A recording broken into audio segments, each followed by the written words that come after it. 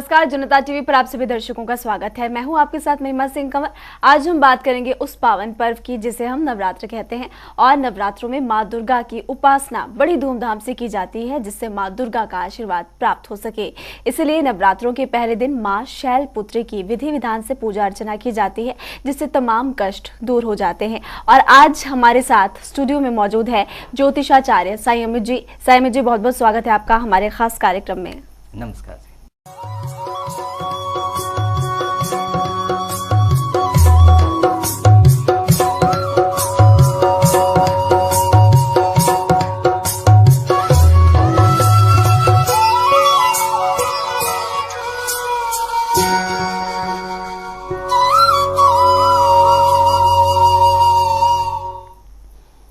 तो आज नवरात्रि का पहला दिन है और नवरात्रि के पहले दिन मां शैलपुत्री की पूजा अर्चना की जाती है। ये मां दुर्गा की 9 शक्तियों में से पहली शक्ति है। तो आइए जानते हैं मां शैलपुत्री की पूजा के लिए क्या विधि विधान है।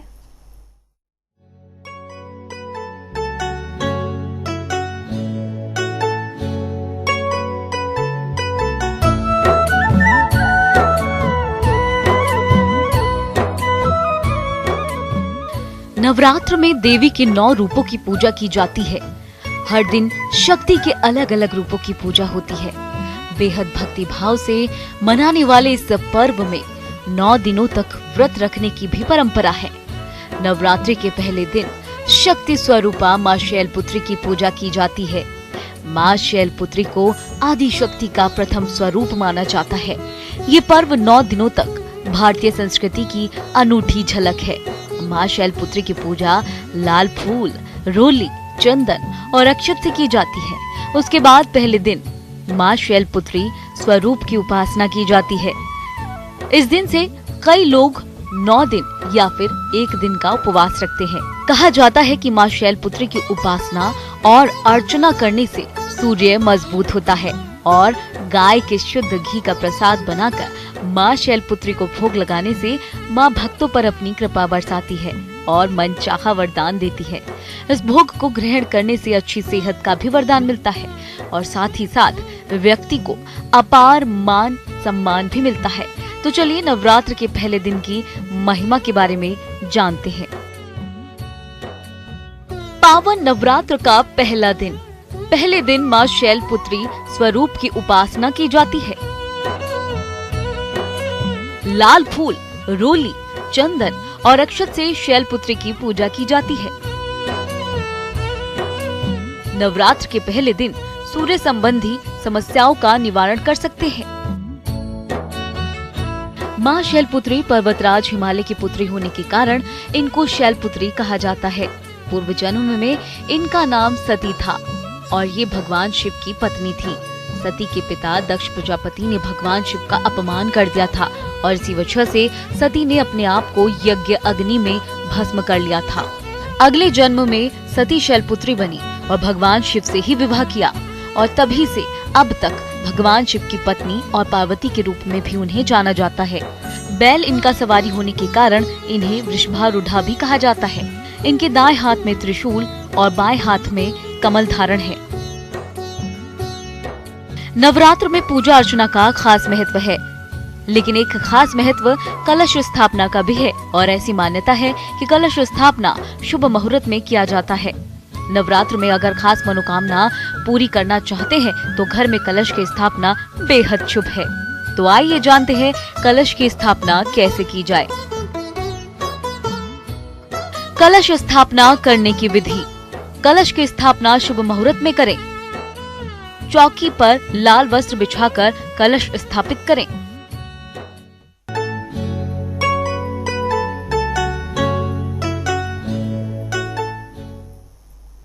तो आज के दिन मां शैलपुत्री की पूजा अर्चना की जाती है। ज्यादा चर्चा के लिए हमारे साथ स्टूडियो में मौजूद है ज्योतिषाचार्य साईं अमित जी। साईं अमित जी, कथा के बारे में आप बताएं, लेकिन उससे पहले मैं चाहती हूँ आप तमाम दर्शकों को ये बताएं कि कलश की स्थापना कैसे करें, क्या शुभ मुहूर्त है। नमस्कार। नवरात्रि के शुभ अवसर के पहले दिन के लिए बहुत सारी शुभकामनाएं आप सभी को। और नवरात्रि की शुरुआत जो होती है, पहला दिन होता है, वो कलश स्थापना करके की जाती है।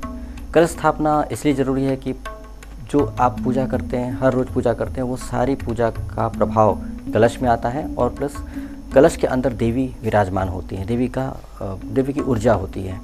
तो इसलिए कलश स्थापना करना ज़रूरी है और कलश स्थापना के लिए खास मुहूर्त में ही करना बहुत अच्छा होता है। सबसे पहले ध्यान दें कि कलश स्थापना दोपहर के बाद ना करें, मतलब अभिजीत मुहूर्त जो आपको बताएंगे उसके बाद ना करें। यदि आप नहीं कर पाएँ तो कलश स्थापना करिए ही मत। ज़रूरी नहीं है कि आप कलश स्थापना करें ही। देवी के साथ माँ जैसा व्यवहार, मतलब आप एक बच्चे की तरह देवी के साथ पेश आएंगे तो ज़्यादा आसानी होगी। कलश स्थापना कर सकते हैं तो बहुत अच्छी बात है, नहीं कर पाते हैं तो भी गिल्ट दिमाग में मत रखिएगा और कलश स्थापना किए बिना भी पूजा करने की कोशिश कर सकते हैं। लेकिन कलश स्थापना करना है तो किस समय पे करना है, इसके लिए ध्यान दें कि सुबह के टाइम पे, प्रातः के टाइम पे समय आ रहा है।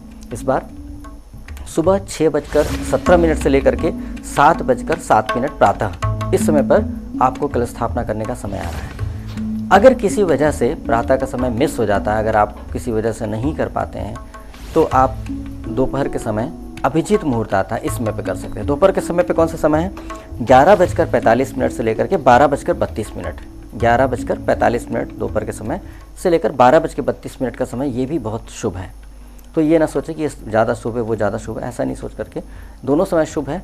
दोनों में कोई भी समय आप कलश स्थापना करें। और कलश स्थापना करने के लिए आपको क्या करना है, आपको बहुत ध्यान रखना है कि बहुत शुद्ध चीज़ें, सारी शुद्ध चीज़ें, साफ़ सुथरी चीज़ें उनके लिए होनी चाहिए। पिछले साल इस्तेमाल किया हुआ बचा हुआ कुछ सामान हो तो ऐसी चीज़ों का इस्तेमाल मत कीजिएगा।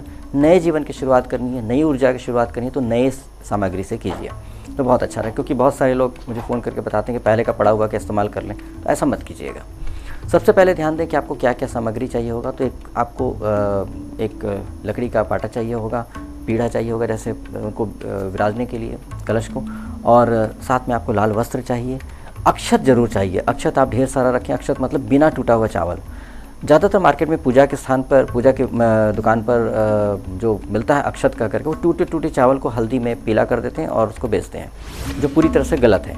चावल टूटा हुआ नहीं चढ़ाया जाता है। अक्षत मतलब बिना अक्षत, जैसे शत विक्षत कहते हैं टूटा फूटा, उसी तरह से अक्षत मतलब बिना टूटा हुआ, इसका मतलब ही होता है बिना टूटा हुआ।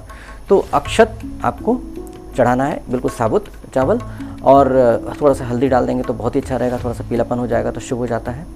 और ऐसे क्या करना है कि सबसे पहले जिस स्थान पर पूजा करना है वो स्थान ईशान कोण हो तो बहुत अच्छा, मतलब उत्तर पूर्व। अगर आप घर के सेंटर में हैं तो आप देखिए पूर्व आ रहा है और उत्तर आ रहा है, तो दोनों के बीच का भाग जो है पूर्व की तरफ भी कर सकते हैं, उत्तर की तरफ, उस स्थान पर, उस कमरे में, घर के उस भाग में जा करके उस जगह पूजा का स्थान बना लें। यदि आपका मंदिर वहाँ पर है तो बहुत ही अच्छा मानिए। और आप पूर्व की तरफ मुँह करके या उत्तर की तरफ मुँह करके बैठेंगे। जिस स्थान पर पूजा करना है वहाँ पर आपको सफाई करनी है। अगर आपका घर कच्चा है तो आप देशी गाय के गोबर से लीप सकते हैं, उससे पवित्र हो जाएगा। यदि ऐसा नहीं है, पक्का है, मार्बल है या पत्थर है या कुछ है, तो ऐसे स्थान पे क्या करें कि आप पानी से धो लें, पोछा लगा लें, उसके बाद गंगा जल से भी एक बार गीले कपड़े से साफ़ करके उसके बाद उसको पवित्र हो जाएगा। और उसके बाद वहाँ पर पीढ़ा रखना है, उसके ऊपर लाल वस्त्र रखना है, लाल वस्त्र के ऊपर थोड़ा अक्षत डालना है, उसके ऊपर कलश रखना है। कलश में ध्यान दें, कलश के ऊपर एक ढक्कन जैसा आता है, वो उसको रखें, उसके ऊपर फिर अक्षत रखें और उसके ऊपर फिर नारियल रखना होता है। नारियल रखने का भी विधान है। नारियल ऐसे नहीं रखा जाता, किसी भी तरह से रख दिया जाए। नारियल जिस भाग से पेड़ से जुड़ा होता है वो उसको मुख ले लीजिए, मुख कहिए उसको। तो उससे क्या होगा, वो मुख अगर आप ऊपर की तरफ करते हैं मुख, तो उसमें आपको रोग होने के चांसेस होते हैं। और अगर आप वही मुख नीचे की तरफ कर देते हैं, मतलब ऐसे इस तरह से रख रहे हैं, तो उसमें पर आपको शत्रु से नुकसान होता है। और यदि मुख पूर्व की तरफ होता है, पूर्व दिशा की तरफ, तो ऐसे में आपको धन हानि होती है। तो इसलिए विशेष तौर पे ध्यान दीजिएगा। इन डायरेक्शन में तो बिल्कुल नहीं होना चाहिए। अब रहे क्या, किस डायरेक्शन में रखा जाए, तो सबसे अच्छा होता है कि मुख आपकी तरफ हो। आप बैठे हैं तो आपकी तरफ बिल्कुल स्ट्रेट हो, तो उससे आपको पूजा का फल मिलता है और कोई नुकसान नहीं होता है। तो इस तरह से रखना है। लेकिन नारियल सिर्फ ऐसे ही नहीं रख देना है, नारियल के ऊपर कपड़ा लपेटना है, लाल वस्त्र लपेटना है और उसके ऊपर मौली से उसको बांध देना है। इसके बाद हल्दी पानी में घोल करके उसको छिड़कना है, पवित्र करना है, कलश पे भी छिड़कना है। और उसके बाद कलश में एक मौली बांध दें। ध्यान रहे कि कलश में जब जल डालते हैं तो जल डालते समय उसमें गंगा जल मिलाएं, गंगा जल के साथ नवरत्न डालें, सप्तमात्रिका डालें, मतलब 7 तरह की मिट्टी होती है, ये सब डालें। और उसमें सोना कुछ आभूषण, कोई भी सोना, मतलब चाहे आभूषण ही क्यों ना हो, आभूषण हो तो सफाई कर लीजिएगा, क्योंकि मैल वगैरह जम जाता है, अंगूठी पहना आपने, उसमें गंदगी जम जाती है, तो डायरेक्ट मत डाल दीजिएगा, सफाई करके उसको डाल दीजिए। बाद में आपको निकाल देना है, उसको फेंकना नहीं है, दान नहीं देना है, उसको आप वापस इस्तेमाल कर लीजिएगा। और उसमें थोड़ा चांदी भी डाल दीजिए। तो इससे क्या होगा कि वो जल जो होता है उसमें पवित्रता आ जाती है। कहते हैं स्वर्ण बहुत पवित्र माना जाता है और चांदी भी पवित्र मानी जाती है। तो अगर आपके पास सोना नहीं है तो आप चांदी भी डाल सकते हैं, नहीं है तो फिर आप चिंता मत करिए, परमात्मा सब समझते हैं कि आपके पास क्या है क्या नहीं और भाव क्या है। तो इसलिए इस तरह से करके आप कलश स्थापना करें। उसके बाद गणपति जी के लिए भी ऐसे ही है कि गणपति जी के लिए आसन के लिए आप अक्षत बिछाएं, अक्षत के ऊपर गणपति जी को विराजें जो भी मूर्ति है। उसके बाद देवी माँ का जो रूप होगा वो अगर आपके पास फोटो है तो उसको अक्षत पर विराजें। इस तरह सबको आसन प्रदान करते हुए आपको स्टार्ट करना है। तो कलश स्थापना इस तरह से हो जाती है, जिसके बाद पूजा करने की विधि आती है। जी पंडित जी, देखिए आपने बहुत ही अच्छे तरीके से बताया कि कैसे कलश की स्थापना करनी है। मैं चाहती हूँ आप तमाम दर्शकों को ये भी बताएं कि कैसे माँ शैलपुत्री का नाम माँ शैलपुत्री पड़ा, इसके पीछे की कथा क्या है। देखिए माँ शैलपुत्री जो है, जब आपने देखा, जैसे आपने वीडियो में देखा होगा कि सती जब अगला जन्म लेती हैं तो हिमालय राज के घर जन्म लेती हैं, मतलब पर्वत राज। तो शैल मतलब पर्वत होता है, तो शैलपुत्री मतलब पर्वत की पुत्री, तो इसलिए यहाँ इनका नाम शैलपुत्री पड़ा। और जब मनुष्य कोई जन्म लेता है धरती पर तो उसके पिछले जन्मों का स्मरण उसको नहीं होता है, उसको पर्दा डाल दिया जाता है। अगर पिछले जन्म का पता होगा तो उसको इस ज़िंदगी को जीने में दिक्कत होती है। तो इसलिए इनका पिछले जन्म का स्मरण भी जा चुका था। तो शैलपुत्री माँ हिमालय राज्य के यहाँ जन्म ली थी। आपको पता है हिमालय राज्य औषधियों की खान है, यहाँ पर तरह तरह की औषधियाँ, जड़ी बूटियाँ, मिनरल्स वगैरह होते हैं। तो हिमालय राज अपनी पुत्री को, चूँकि उनकी पुत्री हैं तो बहुत सारे ज्ञान उनको प्राप्त हुए, औषधि को भी ज्ञान प्राप्त हुआ और बहुत ही गुणी और ज्ञानी रूप है देवी का। बस ये है कि इनको पता नहीं था कि ये सती है। तो बाद में क्या होता है कि जब नारद जी, जब एक समय आता है तो नारद जी इनको आकर के इनको याद दिलाते हैं कि आप सती हैं, सती का ही आपका सती और आपका जन्म हुआ है इस रूप में। तो जब जैसे स्मरण होता है देवी को, क्योंकि दैवी कृपा से उनको स्मरण हो जाता है पूर्व जन्म का, तो उससे क्या होता है देवी माँ को लगता है कि मुझे शिव जी को पुनः प्राप्त करना है। तो इसलिए ये यहाँ पे जर्नी इनकी शुरू होती है। तो जब पुनः प्राप्त करना होता है तो ये ब्रह्मचारिणी रूप में तपस्या करने लग जाती हैं। तो ब्रह्मचारिणी रूप के पहले का रूप जितना है ये सारा ये माँ सती का इस जन्म का शैलपुत्री का रूप है। और देवी बहुत ही अच्छे रिजल्ट्स देती हैं। और शुरुआत में इनकी पूजा इसलिए की जाती है सबसे पहले क्योंकि ये देवी की पूजा करने से आपको रोग वगैरह नहीं होता है, रोग परेशानी नहीं होती है, सूर्य प्रबल हो जाते हैं। यदि सूर्य का मतलब विल पावर, अगर आपके अंदर आत्मविश्वास है, विल पावर है, तभी आप 9 दिन तक फास्ट कर पाइएगा या 9 दिन तक व्रत कर पाइएगा, व्रत उपवास, ये सारी चीज़ें आप तभी कर पाइएगा जब आपके अंदर कॉन्फिडेंस और विल पावर है। तो ये देवी माँ आपका सूर्य मजबूत करती हैं, आपका विल पावर बढ़ाती हैं। साथ साथ चूँकि औषधियों की देवी हैं, औषधियों के हैं, तो आपके अंदर रोग वगैरह की मतलब रुकावट करती हैं कि रोग ना हो पाए, आपको रोग परेशान ना करें पूरे 9 दिन तक, ऐसी कृपा हो जाती है। तो देवी माँ की बहुत अच्छे से अगर आज आप पूजा कर लेंगे तो उससे आप पूरे 9 दिन तक निर्विघ्न आपकी पूजा हो पाएगी और उसका फ़ायदा ले पाएंगे। जी पंडित जी, आपने विल पावर की बात की और जो कि आज की ज़िंदगी में बहुत ही ज़्यादा महत्वपूर्ण और ज़रूरी भी है। पंडित जी, मैं चाहती हूँ आप तमाम दर्शकों को ये भी बताएं कि शुभ मुहूर्त पूजा का क्या है और माँ को क्या भोग चढ़ाएं। देखिए, मैंने बताया कि मॉर्निंग में 6:17 से लेकर के 7:07 के बीच का मॉर्निंग का है, कलश स्थापना का मुहूर्त है। और साथ साथ मैंने ये भी बताया कि दोपहर के समय पर 11:45 से लेकर 12:32 पर यह अभिजीत मुहूर्त होता है दोपहर के समय का। इतने समय में आपको कलश स्थापना करनी है, उसी समय आप पूजा कर लीजिए। और इसके बाद कलश स्थापना बिल्कुल नहीं करनी है। पूजा कर सकते हैं, पूजा में कोई प्रॉब्लम नहीं, लेकिन कलश स्थापना तो बिल्कुल ही नहीं करें। अब पूजा करने में क्या है, मैंने आपको जैसे बताया किस तरह से आपने स्थापित करना है। उसके बाद आपको क्या करना है कि आपको, चूँकि आप खुद स्वयं करेंगे, मैंने आपको यहाँ स्वयं बताने का सिस्टम बता रहे हैं, तो कैसे करना है आपको, तो वो आप समझ लीजिए। यदि आप इससे बेहतर करना चाहते हैं, आपके मन में तसल्ली नहीं है कि इससे भी बढ़िया करना है, तो आप किसी योग्य ब्राह्मण को बुला करके, पंडित जी को बुला करके उनसे पूजा करवा लीजिए, ताकि कुछ गलती हो गई, ज़्यादा के चक्कर में कुछ गलती हो जाएगी तो कोई फ़ायदा नहीं है ना। तो इसलिए क्या है कि आप स्वयं कैसे करें, सरल तरीके से करें। सबसे पहले तो ध्यान दें, सरलता से अच्छे वस्त्र पहने, शुभ वस्त्र पहने। स्त्रियाँ ऊनी आसन पे बैठें, पुरुष कुशासन पे बैठ सकते हैं या ऊनी आसन किसी पे भी बैठ सकते हैं, लेकिन स्त्रियों को कुशासन पे नहीं बैठना है, वर्जित है। तो इस तरह से करके आसन पहले तैयार कर लें, क्योंकि आपने स्थापित तो कर ही दिया है। अब आसन पे बैठ जाना है और उसके बाद क्या संकल्प लेना है।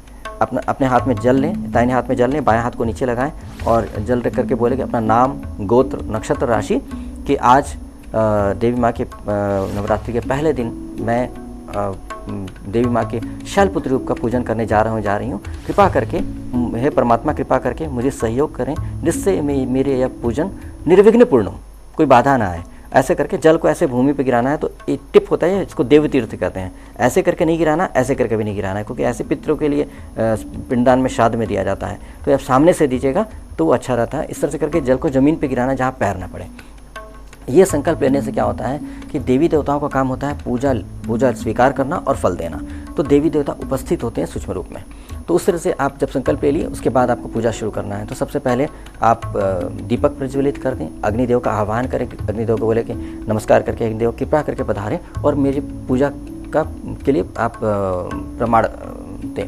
तो इस तरह से क्या होता है कि अग्निदेव सबसे पवित्र होते हैं, सबसे पवित्र अग्निदेव आप वहाँ पूजा में उपस्थित रहेंगे, आपकी पूजा को देखेंगे। तो इससे क्या होता है, अग्निदेव साक्षी बन गए तो उससे क्या होता है, आपकी पूजा प्रमाणित होती है कि आपने पूजा किया है। इसके बाद आप सबसे पहले गणपति जी को नमस्कार करें, गणपति जी को नमस्कार के बोले ओम गम गणपतये नमः करके उनको नमस्कार करें। उसके बाद गणपति जी को फल फूल मिठाई वस्त्र सुगंध इत्यादि से उनका पूजन करना है। फल आप केला ले सकते हैं, फूल में पीला फूल ले लीजिए, मिठाई में भी पीली मिठाई ले सकते हैं, वस्त्र में आप पीला वस्त्र लेंगे और सुगंध में भी आप चंदन का इत्र ले सकते हैं या गुलाब का इत्र ले सकते हैं। ये सब चढ़ाते हुए बहुत श्रद्धा से प्रेम से, जैसे आप अपने बड़े बुजुर्गों का मान सम्मान करते हैं वैसे गणपति जी का मान सम्मान कीजिए और उनसे बोलिए कि हे गणपति देव कृपा करके मुझे ऊर्जा दें, सामर्थ्य दें, शक्ति दें, जिससे ये नवरात्र की पूजन की शुरुआत में ठीक से कर सकूं और मेरी नवरात्र की पूजा निर्विघ्न पूर्ण हो और इसका फल मुझे देवी माँ की प्रसन्नता से तत्क्षण प्राप्त हो जाए। मतलब तत्क्षण मतलब तुरंत ही प्राप्त हो जाए, जैसी पूजा कंप्लीट हो प्राप्त हो जाए।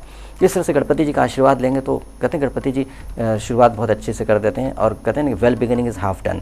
तो आपका शुरुआत ही अच्छी हो जाएगी तो समझ लीजिए आदत तो आपकी हो गई इस तरह से। तो उनका आशीर्वाद लेकर के फिर आप देवी माँ की तरफ बढ़ेंगे, आप शैलपुत्री रूप का के पूजन करेंगे। तो उनको भी नमस्कार करके बोले कि हे माँ आपको नमस्कार है और आपका स्वागत है मेरे घर में और कृपा करके पधारें और मेरे पूजन स्वीकार करें। उसके बाद देवी माँ को फल फूल मिठाई वस्त्र सुगंध इत्यादि से उनका पूजन करना है। ध्यान रहे देवी माँ को जो प्रिय भोग है वो घी है। घी का मतलब सिर्फ घी नहीं, विशेषता होनी चाहिए। घी गाय का घी होता है, देशी गाय का, और बिलौना घी होता है, मतलब उसको मत करके निकाला जाता है वैसा घी, ये बिलौना घी कहते हैं इसको। ऐसा घी आप मंगवाइए, बहुत महंगा मिलता है, आसानी से नहीं मिलता है, लेकिन मंगवाइए। इसका औषधीय गुण बहुत ज़बरदस्त है। आप इस घी को देवी को भोग लगाएं तो ये घी अगर आप भोग लगाते हो देवी माँ बहुत प्रसन्न होती हैं। और एक तरह से मैसेज भी है कि आप ऐसा घी इस्तेमाल किया कीजिए, आपके लिए स्वास्थ्य के लिए अच्छा होता है जी। तो इस तरह से करके आप अपनी मनपसंद चीज़ भी चढ़ाइए, देवी की माँ की पसंद की चीज़ भी चढ़ाइए और उसके बाद देवी माँ का पूजन प्रार्थना करिए। उसके बाद देवी माँ का मंत्र जाप कर लीजिए। मंत्र जाप के लिए आप माला ले लीजिए, रुद्राक्ष माला सबसे अच्छी रहेगी, शुद्ध माला लेकर के उसमें जाप करना है आपको। तो जाप करने के लिए आप चाहें, या तो आप चाहें आपके पास समय नहीं हो तो आप 11 बार कर लें, नहीं तो आप 21 बार कर लें, और यदि है तो 108 बार माला है आपके पास, आप कर सकते हैं। मंत्र आपको बताते हैं क्या क्या है। एक तो मंत्र है आप हर रोज़ नवरात्र के प्रतिदिन आप कर सकते हैं, वो मंत्र है ओम ऐं ह्रीं क्लीं चामुंडाय विच्चे। ये मंत्र आप सेम मंत्र आप हर रोज़ बोल सकते हैं, चाहे किसी भी देवी की पूजा कर रहे हैं जी, देवी माँ की पूजा के लिए ये मंत्र है। उसके बाद दूसरा है कि ओम माँ शैलपुत्री देव्यै नमः, सिंपल मंत्र है। उसके बाद या देवी सर्वभूतेषु माँ शैलपुत्री रूपेण संस्थिता नमस्तस्यै नमस्तस्यै नमस्तस्यै नमो नमः। इसका मतलब क्या है, हे देवी माँ सभी भूतों में, सभी मतलब आत्माओं के अंदर माँ शैलपुत्री रूप में जो विराजमान है, आप उन देवी आपको मैं नमस्कार करता हूँ। तो ये बहुत प्यारा सा है, मन एक स्तुति है। तो आप जब किसी को भी आदर देते हैं, चाहे आपको ही कोई आदर देता है, तो आप उसके बदले में क्या करते हैं, आप बहुत खुश होकर के आशीर्वाद देते हैं या बोलते हैं मतलब उसके लिए क्या अच्छा हो सकता है, उसको विश करते हैं, चलो भगवान करे तुम्हारा अच्छा हो जाए, ऐसा करके आप कुछ तो अच्छा बोलते ही है ना जी। जिसको जैसा ज्ञान होता है उसके हिसाब से बोलता है। इसी तरह से जब आप देवी माँ को आदर मान देंगे, उनको नमस्कार करेंगे, स्तुति करेंगे, तो देवी माँ की तरफ से भी आपको आशीर्वाद मिलेगा, ब्लेसिंग्स मिलेगी। तो इसके बाद क्या करना है कि आप उनसे क्षमा याचना कीजिएगा, हे देवी माँ मैंने अपनी समझदारी के हिसाब से जितना मुझे समझ था, जितने मुझे ज्ञान था, जितना मुझे लोगों ने बताया या पंडित जी ने बताया, जब मैंने बताया, सब आप बोल करके बोलिएगा कि इस तरह से मैंने पूजन किया। यदि मुझसे कोई त्रुटि हुई तो उसके लिए क्षमा करें और कृपा करके मुझे अज्ञानी समझते हुए मेरे प्यार को, मेरे प्रेम को स्वीकार कर, मेरे आदर को स्वीकार करते हुए मुझे आशीर्वाद प्रदान करें। तो जो श्रद्धा भक्ति से आप प्रेम करें, उसके लिए प्रेम से आप पूजा करें, उसके लिए आपको आशीर्वाद प्राप्त होता है। लेकिन क्या है कि आप एक बात ध्यान रखें, कितनी भी अच्छे से आप पूजन कर लिए, सीधा नहीं उठना है। वहाँ आसन से उठने के पहले क्या करना है, जल थोड़ा सा भूमि पे गिराना है, गिरा करके माथे से लगाना है। तो आप इस उंगली से नहीं लगाएंगे, ऐसे लगा करके माथे से ओम शक्राय नमः ओम इंद्राय नमः करके अपने माथे से लगा लेंगे और जल को जमीन पे गिरा के। तो इससे क्या होगा कि आपको पूरा का पूरा फल आपको प्राप्त हो जाएगा। उसके बाद आसन से उठेंगे और उठने के बाद आप आधे घंटे के लिए दूर बैठ जाएं। उसके बाद मंदिर में आए तो, या मंदिर अगर छोटी जगह है तो ढक दीजिए, मंदिर कवर कर दीजिए ताकि देवी माँ भोग लगा लें। आधे घंटे का समय कम से कम दीजिए। उसके बाद फिर वापस आ करके नमस्कार करके, मत्था टेक करके आप उनसे भोग लीजिए और आप सब लोग प्रसाद ग्रहण करिए, ब्राह्मण को भी भोग दीजिए। ऐसे करके आप अच्छा काम कीजिए तो बहुत अच्छा रहेगा। जी पंडित जी, आपने बहुत ही विस्तार से सारी जानकारी दी, लेकिन देखिए क्या ऐसा है जो लोगों को नहीं करना है, वो भी उनको ध्यान में रखने की जरूरत है? देखिए, आज के दिन तो पाप तो बिल्कुल नहीं करना है। कोई भी ऐसा कर्म जो आत्मा नहीं करती है गलत है, क्योंकि सबसे अच्छी अंतरात्मा बताती है कि सही क्या है, गलत क्या है। अंतरात्मा से पूछिए कि क्या सही है, क्या गलत है। तो उस दिन आपको किसी जीव को कष्ट नहीं देना है, अपने परिवार में भी किसी को दुख नहीं पहुंचाना है, अपशब्द नहीं कहना है। सबसे पहला काम ये करना है कि आप पूजा करते समय सबसे पहला काम ये करना है कि अपने माँ बाप के चरण स्पर्श करें। मतलब पूजा करने स्थापना करने जा रहे हैं, कुछ भी करने जा रहे हैं, स्टार्टिंग ही करना है माँ बाप के पैर छू करके। माँ बाप को मान देने की वजह से गणपति जी देवताओं में सबसे पूजनीय है, क्योंकि माँ बाप सबसे पहले आप उनको महत्व दीजिए। अगर आप माँ बाप को सम्मान देते हैं तो जो देवी देवता की आप पूजा करेंगे बहुत ही खुश होंगे, देखो कितनी अच्छी संतान है, और आपको पहले आशीर्वाद मिलना शुरू हो जाएगा। तो ये इस बात का ध्यान रखें। यदि आप माँ बाप को नेगलेक्ट कर रहे हैं, घर में माँ बाप हैं, उनको मान नहीं दे करके, उनको नेगलेक्ट करके आप सोचते हैं पूजा करके देवी को प्रसन्न करके आप बहुत कुछ पालेंगे, बिल्कुल नहीं पाएंगे। तो ऐसी गलती न करें कि घर में माँ बाप हैं, उनको सम्मान दिए बिना आप पूजा कर रहे हैं। चाहे वो नहीं भी नहाए हों, चाहे जिस भी स्थिति में हो। कई बार बुजुर्ग थके होते हैं, कमज़ोर होते हैं और नहीं नहा पाते हैं वक्त पर, देर से नहाएंगे, कोई बात नहीं, क्षमा है उनके लिए, बुजुर्ग हैं, लेकिन उनके फिर भी चरण स्पर्श करके आप स्टार्ट करिएगा। दूसरा ये है कि आपको उस दिन कोई भी अपशब्द नहीं कहना है, गाली गलौज नहीं करना है, लड़ाई नहीं करनी है, झगड़ा नहीं करना है, किसी को दुख नहीं देना। खासतौर पे फीमेल्स जो होते हैं, देवी रूप हैं, इनके साथ तो कोई भी तकलीफ उनको ना दें, क्योंकि देवी का ही वो एक रूप है। तो इसलिए उसमें कोई कष्ट न रहे, चाहे वो पत्नी हो, चाहे बहन हो, चाहे माँ हो, कोई भी हो, चाहे कोई भी हो, घर में काम करने वाली आपकी मेड भी हो सकती है, लेकिन वो भी तो स्त्री है ना, वो भी देवी का एक रूप है। तो इसलिए हमेशा इस बात का ध्यान रखें। कोई भी ऑर्डिनरी इंसान भी बहुत बार बहुत ऊंची आत्माएं होती हैं। कोई साधु संत ऋषि मुनि भी कई बार ऑर्डिनरी योनि में जन्म लेकर, ऑर्डिनरी लाइफ में पैदा होकर के कुछ सीखने के लिए आते हैं। जैसे एक ऋषि मुनि बहुत कुछ सीख लिया, लेकिन उनके अंदर टॉलरेंस नहीं था, मतलब सब्र नहीं था और बहुत अहंकार था। तो उसको समाप्त करने के लिए वो एक मोची बन के या किसान बन करके या एक स्वीपर बन करके भी जन्म लेते हैं। इसलिए आप नहीं कह सकते कि वो जो सामने व्यक्ति खड़ा है ऑर्डिनरी सा, वो कोई बहुत अच्छी ऊंची आत्मा नहीं है। तो इसलिए वो सीखने के लिए आए हैं कि सब्र कैसे सीखें, टॉलरेंस कैसे सीखें, कोई इतना भी अपमानित करते हैं हम लड़ाई नहीं करेंगे, ऐसा कैसे सीख लें, वो सीखने के लिए जन। बाकी उनका सब कुछ कर्म बहुत अच्छा है। तो इसलिए किसी को भी छोटा मत समझिए। कई बार बहुत छोटा इंसान, ऑर्डिनरी इंसान भी बहुत ऊंची आत्मा होती है। हमने पास्ट लाइफ काफ़ी रिसर्च किया मैंने, तो उसमें बहुत बार देखा है कि बहुत ऑर्डिनरी इंसान के अंदर बहुत ऊंची आत्मा होती है। तो इसलिए किसी को जज मत कीजिए, सबको सम्मान दीजिए, हृदय में बिल्कुल निर्मल प्रेम रखिए, आनंद से बहुत अच्छी तरीके से जीवन जिए। और उस दिन नॉनवेज, वाइन जैसी चीज़ तो बिल्कुल ना खाएं। अगर आप पूजा नहीं कर रहे हैं कोई बात नहीं, आपको नहीं मिला मौका नहीं, लेकिन कोई नेगेटिव चीज़, बुरी चीज़ का सेवन मत कीजिए, न परिवार में किसी को करने दीजिए। और पूरी जब पूजा करने के बाद आप दीपक को हर कमरे, घर के हर कोने में दिखा कर प्रकाशित करिए। अग्नि बहुत पवित्र है, जहाँ जहाँ जाएंगे वहाँ पवित्रता बिखेर देंगे। और अगर अखंड दीप जला सकते हैं तो बहुत ही अच्छी बात है। तो नेगेटिव चीजें नहीं करनी है। और आज क्योंकि देखिए माँ शैलपुत्री की पूजा अर्चना की जाती है, पंडित जी ने बहुत ही विस्तार से बताया कि कैसे शुभ मुहूर्त है, क्या शुभ मुहूर्त है, कैसे पूजा की विधि है। पंडित जी एक बार फिर से बहुत बहुत शुक्रिया आपका तमाम दर्शकों को जानकारी देने के लिए। तो आपको बता दें आज माँ शैलपुत्री की पूजा अर्चना की जाती है, आपको विस्तार से पूरी जानकारी दी। और कल माँ ब्रह्मचारिणी की पूजा अर्चना की जाती है। फिर से आपको लौट कर बताएंगे कि कैसे पूजा की विधि है। एक बार फिर से बहुत बहुत शुक्रिया जनता टीवी के साथ जुड़ने के लिए।